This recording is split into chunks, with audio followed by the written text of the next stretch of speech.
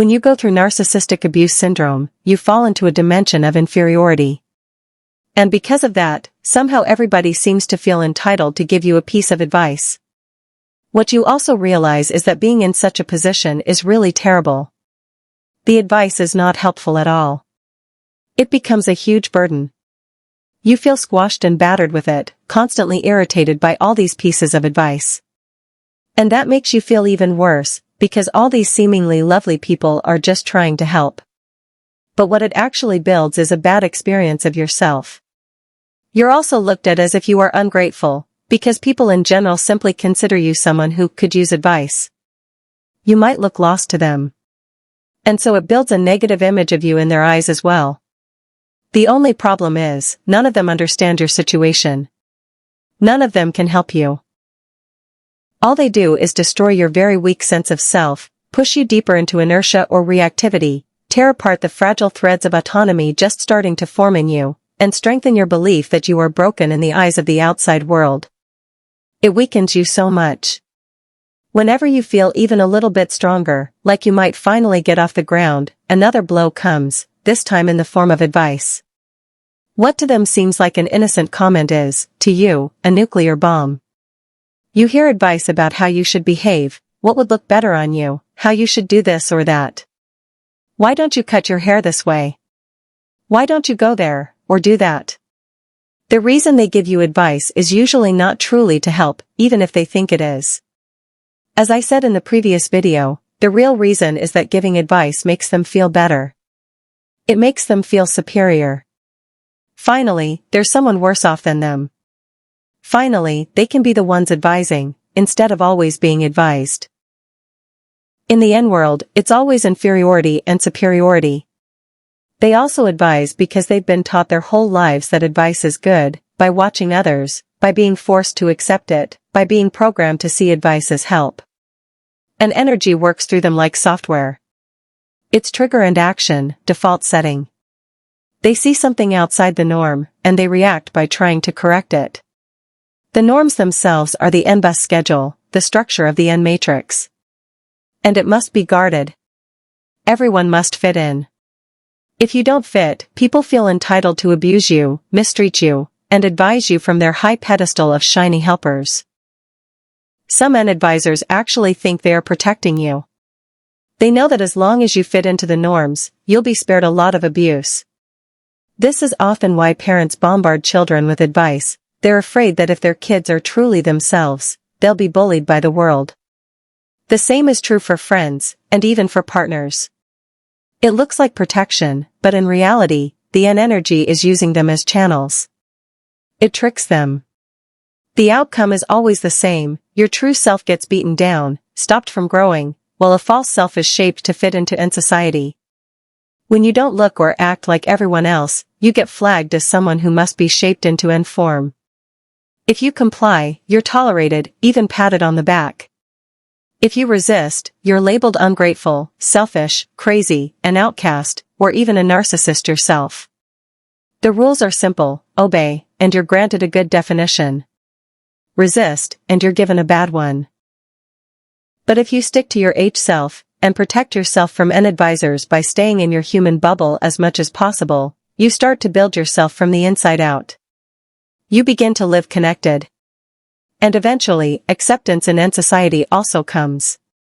Because what is valued in the N world, you will naturally build over time. But this time, it comes as a side effect of growing your true self, not as a replacement for it. Only then are you grounded in your true self, with the physical stability, your looks, your sharpness of mind, your status, that protects you in the N world. Then you can enjoy the best it has to offer without compromising your H essence. But you must never forget, the moment you get ungrounded, the moment you forget to guard your energy, the mask comes off and the N world shows you its real face. And you do not want to go back there. I used to believe advice was good. I gave plenty of unsolicited advice myself. I felt hurt or angry when it wasn't received. I thought I was doing someone a favor. That's what I had been taught. That's what I had been forced to accept as help from others.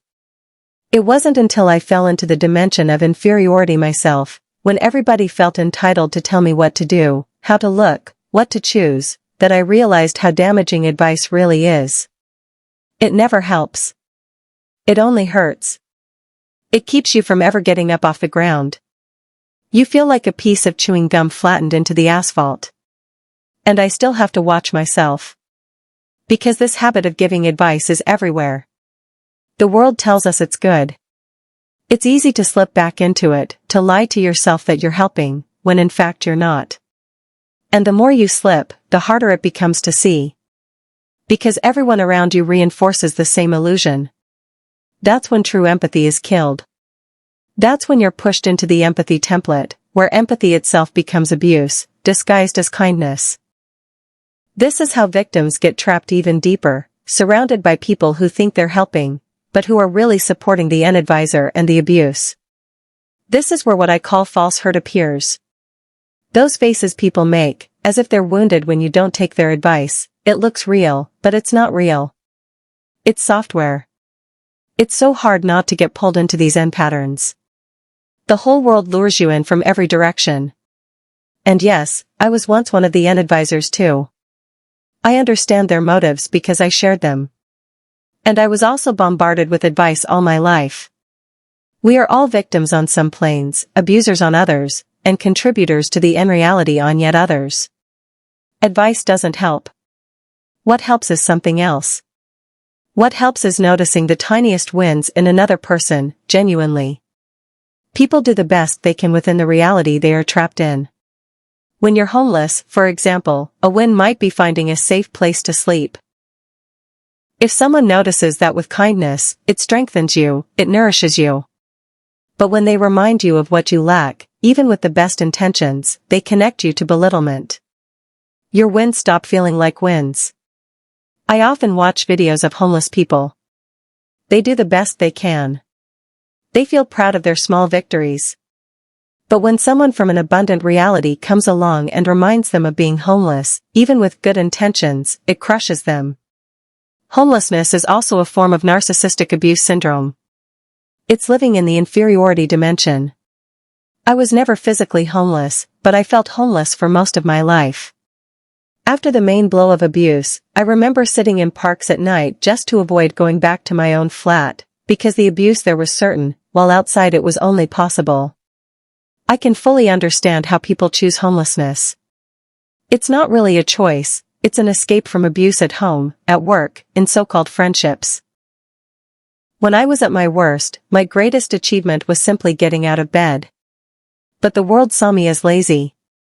No one understood. Advice was useless because no one understood my condition, not even me. My story was shattered into 1,000 pieces.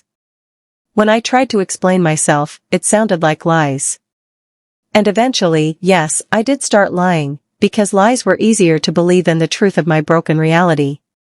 Lies gave me a bit of control, even if they painted me as bad, rebellious, provocative. Years later, people could point at those lies, those provocations, and call me a narcissist. They had their proof. But in reality, I was just surviving. My state made me act like that.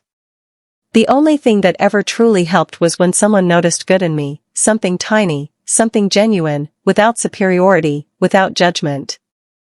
When someone listened to me, even when I couldn't put a sentence together. When they didn't make me feel stupid, even though I knew I sounded messy. When they ignored the chaos and chose instead to notice the fragile threads of harmony that still existed. That grounded me. That strengthened me. That gave me a little hope. That was the greatest help of all. That was true human connection. Thank you for listening. Take care of your true selves.